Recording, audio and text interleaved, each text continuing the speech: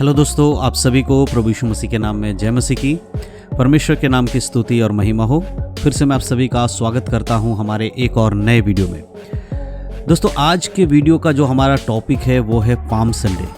जी हाँ दोस्तों, हम सभी लोग जानते हैं कि आने वाले दिनों में पाम संडे आने वाला है, फिर उसके बाद गुड फ्राइडे आएगा, फिर ईस्टर आएगा। और ये जो पूरा सप्ताह है ये बहुत सारे लोगों के लिए एक पवित्र सप्ताह के रूप में जाना जाता है। बहुत सारे मसीह लोग इसे पवित्र सप्ताह मानते हैं, होली वीक मानते हैं, और बहुत सारे लोग इस त्यौहार के इसको त्यौहार जैसा सेलिब्रेट भी करते हैं। लेकिन इसकी शुरुआत 40 दिन पहले ही हो जाती है। बुध रात के दिन से ही लोग इसको शुरू करने लगते हैं, जिसे बहुत सारे लोग चर्चों में रोज़े भी बोलते हैं, जिसमें 40 दिन का उपवास रखा जाता है। और इस 40 दिन को वो अपने आप को बहुत पवित्र रखते हैं और बाकी सारे पाप से अपने आप को बचा के रखते हैं, और ये हर साल करते हैं। मेरा कहने का मतलब कि पूरे साल में सिर्फ यही 40 दिन कुछ लोगों के लिए सबसे ज़्यादा पवित्र दिन होता है, और इन दिनों में वो कोई भी पाप नहीं करते हैं, बहुत अच्छा जीवन जीते हैं, खुद को वचन के अनुसार चलाने की कोशिश करते हैं। और उसी में जाकर लास्ट सप्ताह जो होता है, जिसमें हम 3 चीज़ों को देखते हैं, जो कि पहला है पाम संडे, और फिर है गुड फ्राइडे, और उसके बाद ईस्टर संडे। तो ये 3 ऐसे होते हैं जिसमें बहुत सारे लोग अपने अपने तरीके से इसको सेलिब्रेट करते हैं। तो आज मैं आपको पाम संडे के विषय में कुछ बातें बताने वाला हूँ बाइबल के वचनों के द्वारा, जिसे सुनने और समझने के बाद आपको पूरी तरह से पता चल जाएगा कि एक विश्वासी को ये पाम संडे का जो त्यौहार के रूप में मनाना सही है या नहीं है, या बाइबल हमें पाम संडे के विषय में क्या कहती है। आने वाले दिनों में मैं गुड फ्राइडे और ईस्टर के ऊपर भी वीडियोज़ लाऊंगा, तो इसलिए आप हमारे चैनल के साथ बने रहें। आने वाले दिनों में आपको वे दोनों वीडियो भी मिल जाएंगे। तो आज हम बात करने वाले हैं पाम संडे के ऊपर। देखिए दोस्तों, पाम संडे का मतलब अगर हम बाइबल के अनुसार देखें तो यीशु मसीह का यरूशलेम में विजय प्रवेश के रूप में हम देख सकते हैं। और हम ये सुसमाचार की किताबों में मत्ती, मरकुस, लूका, यूहन्ना, इन सब में हम इस चीज़ का जिक्र देखते हैं कि प्रभु यीशु मसीह अपने जीवन के आखिरी सप्ताह में जब वो यरूशलेम में जा रहे थे, और उस समय यरूशलेम में जब उनका प्रवेश हुआ, यानी कि उसके अंदर वो गए, तो उसी दिन को पाम संडे के रूप में दिखाया जाता है या बताया जाता है। लेकिन आज के समय में पाम संडे का तरीका बदल गया है। दोस्तों, एक चीज़ हमें समझना होगा। वचनों से मैं कुछ बातें आपको समझाना चाहता हूं, जिसे समझने के बाद आप समझ पाएंगे कि किस तरह से आज पाम संडे का एक रूप बदल चुका है।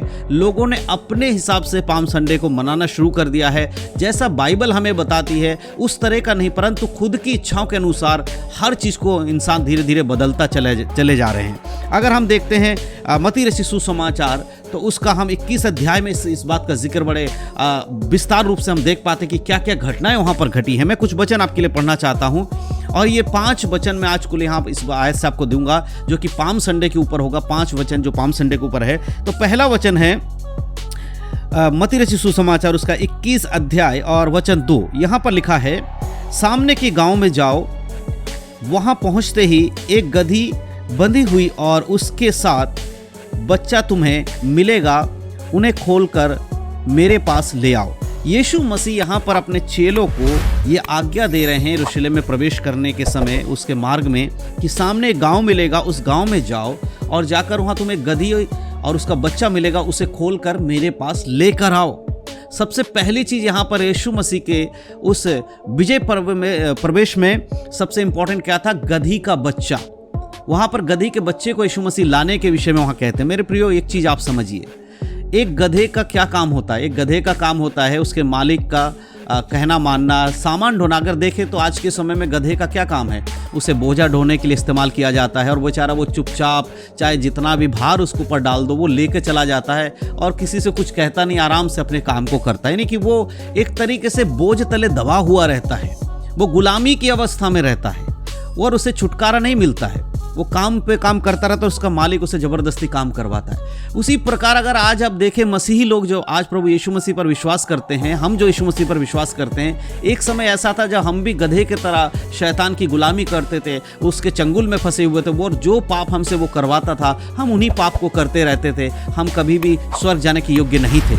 लेकिन यीशु मसीह जब हमारे जीवन में आते हैं तो हमें वो पुकारते हैं, है ना। जैसे गधे के बच्चे को यीशु मसीह ने क्या किया, उसे लेकर मेरे पास आओ। उसी प्रकार यीशु मसीह पापियों को ढूंढने और उनका उद्धार करने इस जगत में आए। इस पाम संडे का सही मकसद समझना बहुत ज़रूरी है। लेकिन लोग आज क्या करते हैं, जैसा यीशु मसीह के समय में हुआ वही काम आज करते हैं। यीशु मसीह के समय में क्या हुआ वो पहले हम देख लेते हैं। अगर हम उसी अध्याय 21 के 6 आयत को पढ़ते हैं, लिखा है, चेलों ने जाकर जैसा यीशु ने उससे कहा था वैसा ही किया। साथ में लिखा है, और गधी और उसके बच्चे को लाकर उस पर अपने कपड़े डाले और वह उन पर बैठ गया। कौन? यीशु मसीह उस पर बैठ गया।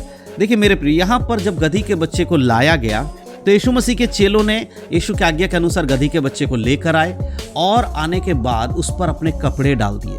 जिस गधे के बच्चे के ऊपर सामान डाला जाएगा, बड़ा होकर वो सामान ढोने वाला बनता, उसके ऊपर बोझा डाला जाता, वहाँ पर चेलों ने कपड़े डाले और क्या हुआ, उस सामान की जगह उस पर यीशु मसीह विराजमान हो गए, यीशु मसीह बैठ गए। मेरे प्रिय, उस गधे का कितना योग्यता बढ़ा दिया यीशु मसीह ने। इस बात को देखिए, जो संसार के लिए बोझा ढोने का काम करता था, आज वो प्रभु यीशु मसीह को अपने पीठ पर लेकर चल रहा है। उसी प्रकार जब हम संसार में थे, प्रभु यीशु को नहीं जानते थे, हम पाप के बोझ में दबे हुए थे, शैतान के दिए हुए बोझ को लेकर चल रहे थे। लेकिन जब यीशु मसीह हमारे जीवन में आते हैं तो हमारे ऊपर वो प्रभुता करते हैं। हमारे जीवन में अब शैतान की प्रभुता नहीं, परंतु यीशु मसीह की प्रभुता होती है। ये है पाम संडे का असली मकसद, असली बातें। कि पाम संडे ये नहीं है कि आप सच में गधे लेकर आइए। हर साल मैंने कई चर्चों में ऐसा देखा है कि लोग यीशु मसीह की एक मूर्ति ले लेते हैं या किसी व्यक्ति को यीशु मसीह का एक रूप दे देते हैं कि भाई आज यीशु मसीह है। बहुत सारे स्किट ऐसे या नाटक किया जाता है, चर्च में दिखाया जाता है प्रोग्राम बनाकर, और शोभा यात्रा निकाली जाती है जिसमें एक व्यक्ति यीशु मसीह बनता है और एक सच में गधी का बच्चा लेकर आते हैं और उस पर बिठा कर चलाते हैं। इसका मतलब ये नहीं है कि जैसा बाइबल में यीशु मसीह ने किया था एज इट इज आज भी ऐसा ही आप लोगों को करना चाहिए। ये तो दुनिया को दिखाने के लिए लोग कर रहे हैं, ये बाइबल की शिक्षा नहीं है। अगर ऐसा है तो फिर यीशु मसीह ने क्रूस पर अपने हाथों में कीले ठुकवाए तो वो भी ठुकवा लेना चाहिए। बहुत सारे लोग ऐसा करते भी, लेकिन ये ठीक नहीं होगा मेरे प्रियो। वचन के अनुसार उस गधी का एक योग्यता देखिए कि परमेश्वर ने किस प्रकार उसे अपने जीवन में उसको महानता के ऊपर लेकर चले। परमेश्वर उसके ऊपर बैठे और वो महान हो गया। उसी प्रकार आपके जीवन में जब पाप से छुटकारा पाते हैं तब यीशु मसीह आपके जीवन में आते हैं, आप भी संसार में एक महान व्यक्ति बन जाते हैं। आप ऐसे व्यक्ति बन जाते हैं जो स्वर्ग जाने के योग्य है मेरे प्रिय। और उसके आगे की एक और घटना देखिए, अगले वचन में हम देखते हैं, लिखा है 8 आयत में, तब बहुत से लोगों ने अपने कपड़े मार्ग में बिछाए और अन्य लोगों ने पेड़ों की डालियां काटकर मार्ग में बिछा दी।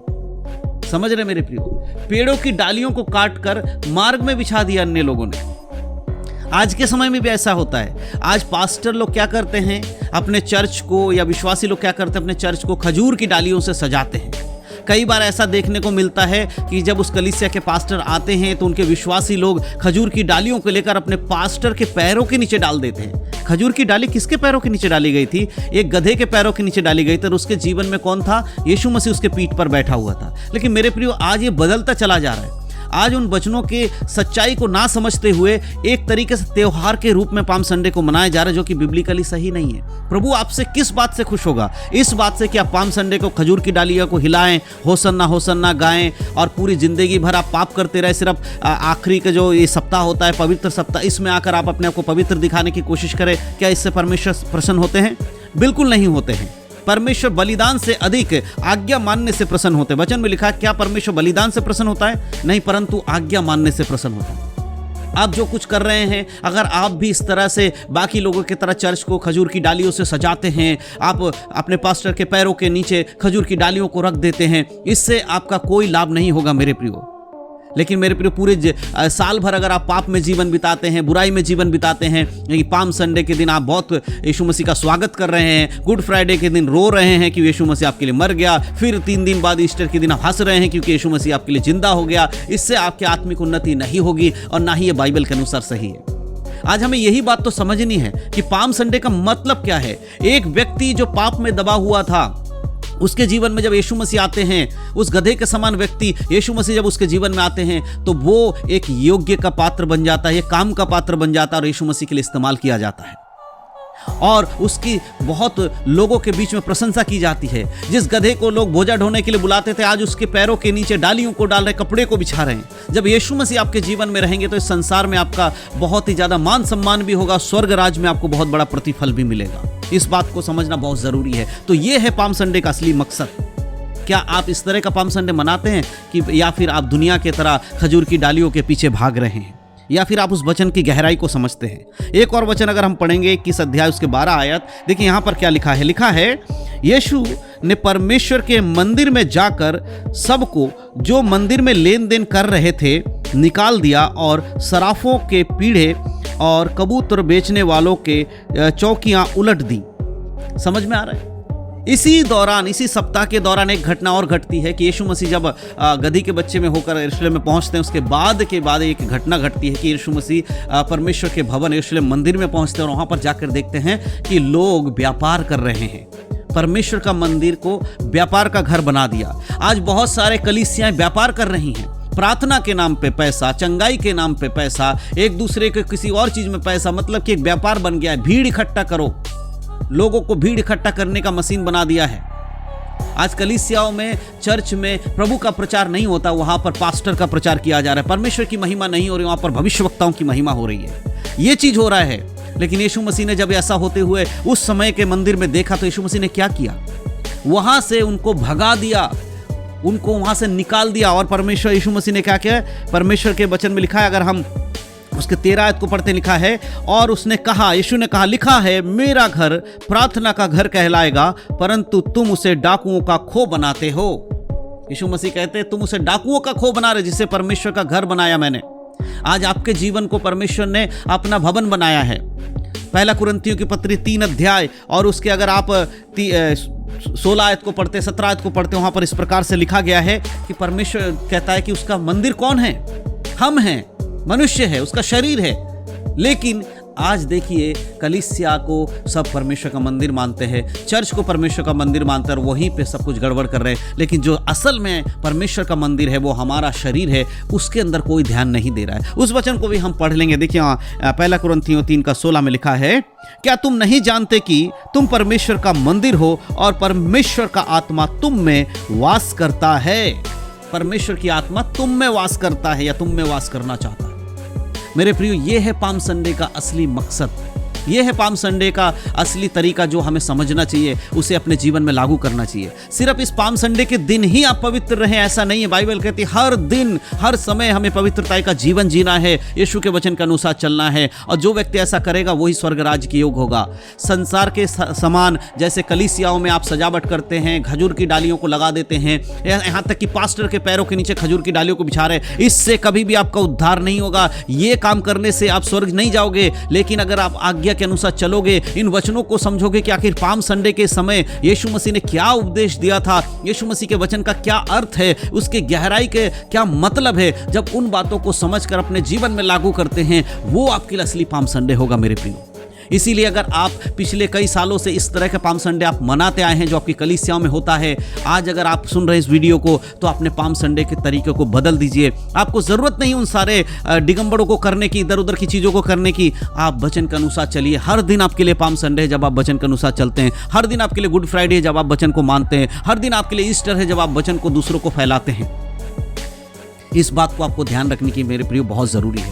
इसीलिए पाम संडे मनाने वाले लोगों ध्यान से सुनिए। जो 5-6 वचन मैंने आपको दिए हैं, इन वचनों को आप पढ़िए, अपने जीवन में देखिए क्या आप इनके अनुसार करते हैं। अगर नहीं मेरे प्रियो तो आप भी संसार के समान सिर्फ दिखावटी मसीह हैं, आप सच्चे परमेश्वर के चेले कभी नहीं बन पाएंगे। इसीलिए ज़रूरी, यीशु मसीह ने कहीं नहीं कहा कि आप जाकर फॉलो करो किसी मनुष्य को। यीशु मसीह ने कहा, तुम यदि मुझसे प्रेम रखते हो तो मेरी आज्ञाओं को मानोगे, और जो व्यक्ति यीशु की आज्ञाओं को मानता है उसे पवित्र आत्मा की अगुवाई मिलती है और वो परमेश्वर के वचन में चल पाता है। इसीलिए मेरे प्रियो, पाम संडे वो नहीं है जो आज के समय में लोग कर रहे हैं, मना रहे हैं। पाम संडे ये है जो वचन में दिया गया है। एक गधी का बच्चा जो किसी काम के योग्य नहीं था, जब यीशु ने उसको पुकारा, वो योग्यता का पात्र बन गया और लोगों ने उसके पैरों के नीचे डालियां और कपड़े बिछाए, और वो गधी यीशु मसीह को ले जाने वाला एक पात्र बन गया। और अगर आप अपने जीवन को भी इसी तरह यीशु के हाथों में समर्पण करेंगे तो असली पाम संडे आपका होगा। जैसे मंदिर में से व्यापारियों को यीशु मसीह ने निकाला, वहाँ से जो बिजनेस करने वाले लोगों को बाहर निकाल दिया, उसी प्रकार अगर आप अपने शरीर के अंदर से बुरी चीज़ों को बाहर निकाल देते हैं और यीशु के वचन के अनुसार अपने जीवन में अच्छी बातों को लेकर आते हैं, वो आपके लिए पाम संडे होगा। इसलिए मेरे प्रियो, ये देखना आपको है कि आप कौन सा पाम संडे मना रहे हैं। जो यीशु ने आज्ञा दिया है वो पाम संडे आप मनाते हैं, या फिर जो संसार सिखाती है वो पाम संडे आप मनाते हैं।